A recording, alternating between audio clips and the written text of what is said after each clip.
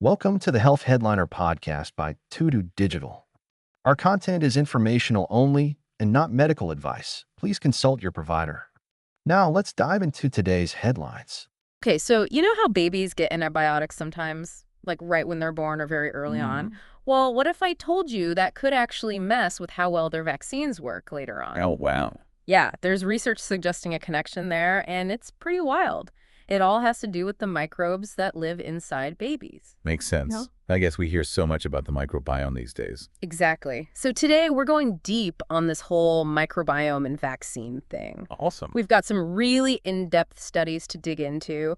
One is called Bifidobacteria Support Optimal Infant Vaccine Responses. Okay. And the other is Very Early Life Microbiome and Metabolome Correlates with Primary Vaccination Variability in Children. Those are some long titles. I know, right? But they're packed with info, and the cool thing is they approach the topic in different ways. So we get a really well-rounded view without getting lost in the sciencey jargon. Sounds good.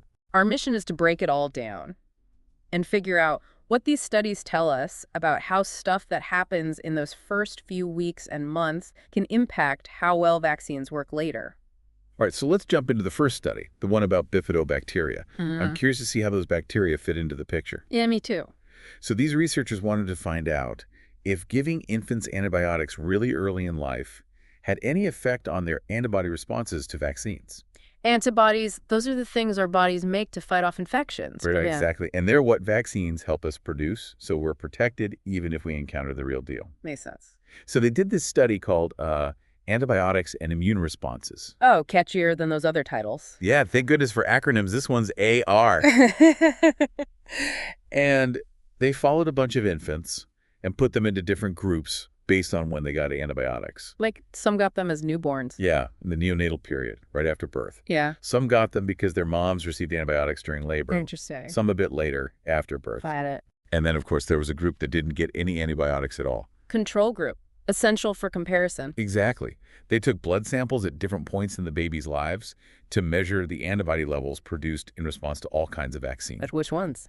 They looked at the pneumococcal conjugate vaccine, PCV13, the oral rotavirus vaccine, that 6-in-1 combo one that protects against diphtheria, tetanus, whooping cough, hepatitis B, polio, and Haemophilus influenza type B. Wow, that's a lot. Yeah. They even looked at separate vaccines for hepatitis B and meningococcal B. Quite comprehensive, covering a good chunk of the standard childhood vaccination schedule.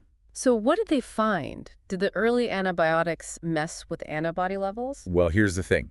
The infants who received antibiotics in that very early neonatal period, right after birth, they had lower levels of antibodies against several of the vaccine components. And this was measured both at 7 months and 15 months of age. So the effect was noticeable for quite a while. Yeah, and to show this clearly, the researchers made a heat map visualizing the change in the average concentration of these antibodies. And the pattern was pretty clear. The antibiotic groups had significantly reduced antibody levels. So not just a tiny dip, but a noticeable difference. Yeah, not insignificant. By 15 months, the percentage of infants who still had protective levels of antibodies had gone down in all the groups. Makes sense. Immunity can wane over time. Right.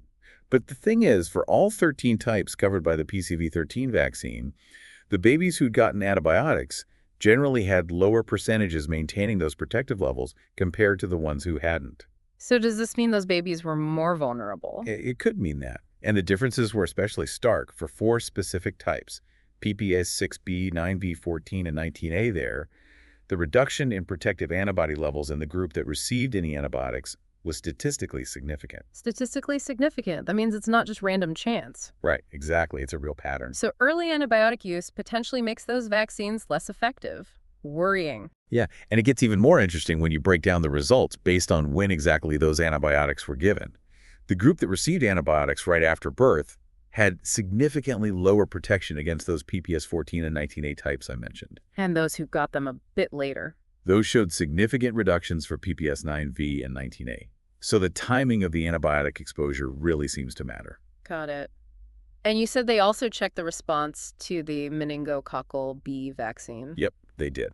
Overall, antibody responses to that one were pretty high, but they did see a trend towards lower levels of a specific measure, serum bactericidal activity, which basically tells you how well the antibodies can kill the bacteria at 7 months in the group that received any antibiotics. So a hint of an effect there too, maybe. Yeah, could be. Though it wasn't statistically significant when they looked at the smaller subgroups. And interestingly, those differences mostly disappeared by 15 months. So it seems like early antibiotics can impact antibody responses, especially for certain vaccines like PCV13. But what about the gut bacteria part? How does that fit in? That's where it gets really interesting. Remember, this study was also looking at the gut microbiome, the community of microorganisms in the baby's intestines. Right, the gut microbiome. Everyone's talking about it. Well, they found different community state types, or CSTs. Think of them like different overall makeups of the gut bacteria community. Okay, so different bacteria profiles. Precisely. One type, called CST2, was particularly interesting. It stood out because it had a high abundance of Bifidobacterium species. Bifidobacterium. Isn't that the good bacteria you often hear about in yogurt commercials and stuff? It is. Probiotics often contain Bifidobacteria because they're generally considered beneficial for gut health. Ah, so this CST2 is full of the good stuff. Exactly. Specifically, those Bifidobacterium species like Bifidobacterium brevo, Bifidobacterium longum, Bifidobacterium bifidum, and Bifidobacterium infantis. And this CST2 was way more common in the babies who hadn't gotten antibiotics, both at 1 week and 6 weeks of age. So less good bacteria in the babies who'd been on antibiotics. It seems so. It's almost like the antibiotics clear the way for other, maybe less beneficial bacteria to take over. Wow, that's fascinating. And didn't they also look at what was going on at the molecular level in these babies? Yep, they sure did. They analyzed gene expression patterns in the infant's blood before and after vaccination. Gene expression, that's about which genes are active and doing stuff, right? Exactly.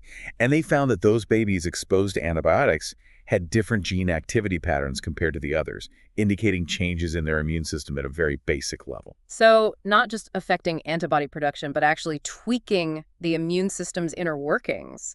That's huge. And then to really get into the nitty-gritty of how gut bacteria affect things, they used those germ-free mice, didn't they? Yeah, germ-free mice are those specially bred mice that don't have any microorganisms living inside them at all. Like a totally sterile internal environment. That's incredible. It is. And when they vaccinated these germ-free mice, they found their antibody responses were way lower to both the PCV13 and the 6-in-1 vaccine compared to regular mice that had a typical microbiome. So without gut bacteria, their immune systems didn't react as strongly to the vaccines. Precisely. And just like in the human data, the response to the whooping cough component of the 6-in-1 vaccine wasn't that different. So the same pattern. That's really interesting. Makes you wonder why some vaccines are more effective than others. Right. More research is needed to really understand those differences. Totally. But then they took it a step further, right? They tried to restore the vaccine response in those germ-free mice by adding back specific bacteria. Yep, they did. And that's where the Bifidobacterium story gets really strong. Yeah. They took a bunch of those Bifidobacterium species we talked about earlier and introduced them to germ-free mice right from birth. So giving them that good bacteria boost from day one. Exactly. And guess what? When they vaccinated these mice later, they found significantly higher antibody responses, specifically to that PCV13 vaccine, compared to the germ-free mice that didn't get any bacteria. So putting those bifidobacteria back seemed to rescue the impaired vaccine response. Amazing. It is. And to figure out how that might be happening, they looked at specific immune cells in the mice. Okay, which ones? They found increased numbers of 2 types. Germinal center B cells and T follicular helper cells in the mice that got the bifidobacteria. Those cells are key players in building strong and long-lasting antibody responses. So the bifidobacteria were boosting those specific immune cells that help the body remember the vaccine and produce those antibodies? Exactly. And they didn't stop there. They also experimented with a specific probiotic combo, a mix of Lactobacillus acidophilus and Bifidobacterium bifidum. Oh, like a double dose of good bacteria. Yep. And that combo also significantly enhanced the PCV13 antibody responses in those germ-free mice. So maybe it's not just one type of bacteria, but the interaction between different good bacteria that really makes a difference? Could be. Interestingly, they also found that giving either of those strains alone wasn't enough to boost the response. And they even saw a higher overall amount of bacteria in the mice that got both probiotics. So teamwork makes the dream work, even in the gut. Right.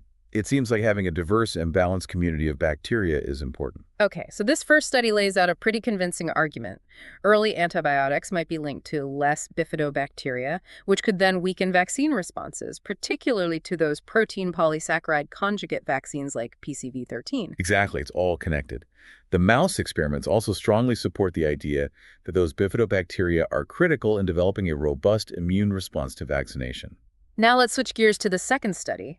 Very early life microbiome and metabolome correlates with primary vaccination variability in children.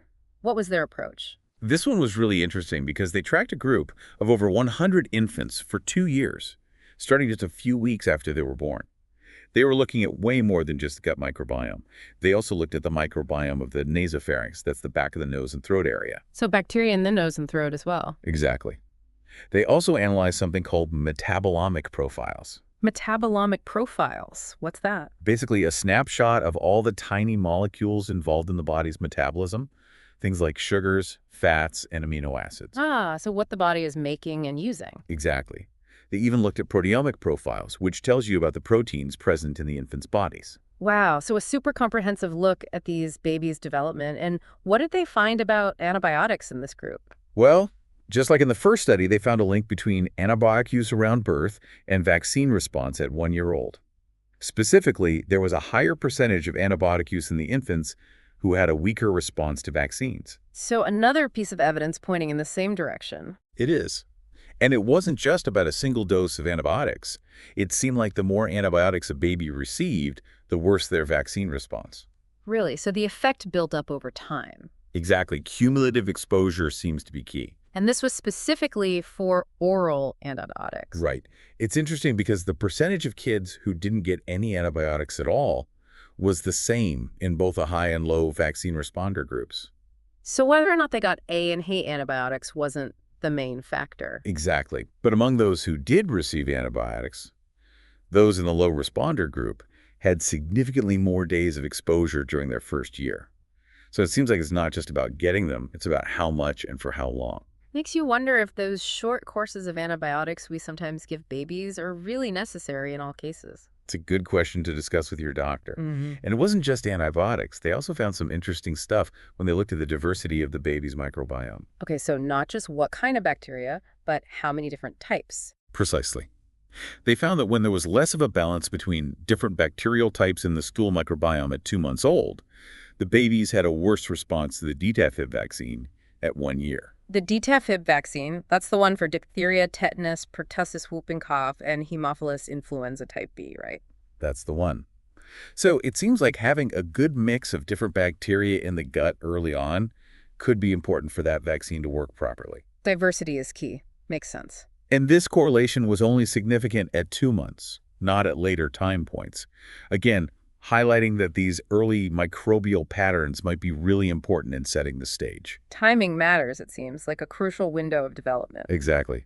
They also did a cool analysis looking at the function of the genes present in the microbiome. Genes in bacteria. That's a thing. Oh, yeah.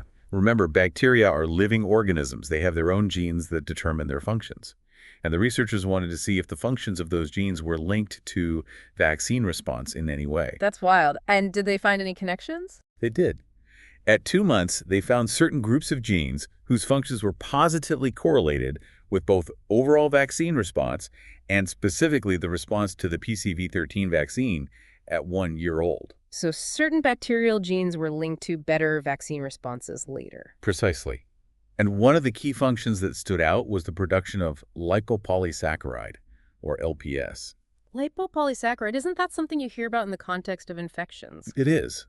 LPS is a molecule found on the surface of many bacteria, and it's known to interact with our immune system, often triggering an inflammatory response. Ah, so maybe having more bacteria that can produce LPS early on is like a training exercise for the immune system, making it better prepared for the vaccine. It's a really interesting hypothesis, like a natural boost for the immune response. Makes sense. They also found a link to genes involved in energy production within the bacteria. So healthier bacteria, better immune response. It's possible. And didn't they also look at metabolites, those small molecules we talked about earlier? They did. They found a significant negative correlation between the amount of a metabolite called phenylpyruvic acid in the baby's blood at 2 months and both their overall vaccine response and their response to the PCV13 vaccine at 1 year. Phenylpyruvic acid. That's a mouthful. What is that, and why might it affect vaccine response? It's basically a byproduct of the breakdown of an amino acid called phenylalanine. So higher levels of this phenylpyruvic acid early on were linked to a weaker vaccine response later. Exactly. The researchers think it might be a sign of increased stress within the cells, which could potentially mess with how well the immune system develops in response to vaccination. So internal stress getting in the way of a strong immune response. Possibly. And once again, these associations with the metabolites were also seen at that 2-month mark before the first vaccine was even given. It really does seem like that early period is critical. It does. And just like with the microbiome findings, these associations weren't significant at later time points, like 4 or 6 months. So there's something special about that window in those first couple of months. It seems so. This led the researchers to propose that if we can figure out what's going on in this critical period, maybe we can develop interventions to boost vaccine responses in those early months. So helping babies build immunity faster and more effectively. Exactly. So let's bring it all together. When we look at both studies, what are the big takeaways for us? We see that early antibiotic use could have longer-lasting effects than we previously thought, potentially influencing how well vaccines work. But at the same time, beneficial bacteria, particularly Bifidobacteria, seem to play a crucial role in supporting healthy immune development and good vaccine responses. Right. It's like a balancing act between those early exposures and the development of that healthy gut microbiome. And the second study really expands our understanding, showing us that it's not just about antibiotics, it's about the whole microbial and metabolic environment in those first few months that seems to have this lasting impact on how well vaccines protect kids later on. The first study gave us that clear connection between bifidobacteria and better vaccine response in the mouse model. And the second study backed it up by showing these links in humans between early microbiome and metabolome markers and later vaccine success. It paints a pretty compelling picture about the importance of nurturing that early microbiome. And of course, with any research, it's crucial to keep in mind the limitations the scientists themselves pointed out. Absolutely. In the Bifidobacteria paper, they acknowledged that we still need more research to fully understand why some vaccines seem more sensitive to the gut microbiome than others, like why the whooping cough response wasn't as affected.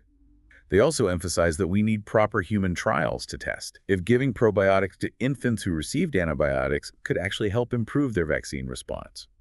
So the mouse studies give us some strong hints, but we need to confirm those findings in humans. Precisely, and the microbiome and metabolome researchers also pointed out some limitations in their study. Like what? Some participants dropped out, and there were inconsistencies in when samples were collected, which made those longer-term analyses harder. They also said some of their data on those small molecules and proteins were more like snapshots rather than continuous tracking. And they even mentioned that they could have missed some important genes and metabolic pathways because their genetic sequencing wasn't as deep as it could have been. So lots of promising findings, but there's always room for more research. Always. So for everyone listening, what are the key takeaways from this deep dive? It seems like we need to be more mindful of early antibiotic use in infants. It might have a bigger impact on their future health than we realized, potentially affecting how well their vaccines work. And on the flip side, those beneficial bacteria, especially Bifidobacteria, seem to be real MVPs in making sure those vaccines do their job. It's definitely worth talking to your pediatrician about these findings and really thinking about the pros and cons of antibiotic use in those early months. This research opens up some exciting avenues, like maybe developing special probiotics to help babies build a healthy gut microbiome and ensure they get the best protection from vaccines. And here's a final thought for you. What if the key to stronger and longer-lasting immunity isn't just about the vaccines themselves, but about creating the right environment inside our bodies from the very beginning? What other factors in those early days and weeks might be shaping our lifelong health in ways we haven't even discovered yet? It really makes you think about the incredible power of that early microbiome and how much we still have to learn. Thanks for tuning in to the Health Headliner podcast by To Digital. Like and subscribe for more health news and breakthroughs. Stay healthy and informed. See you next time.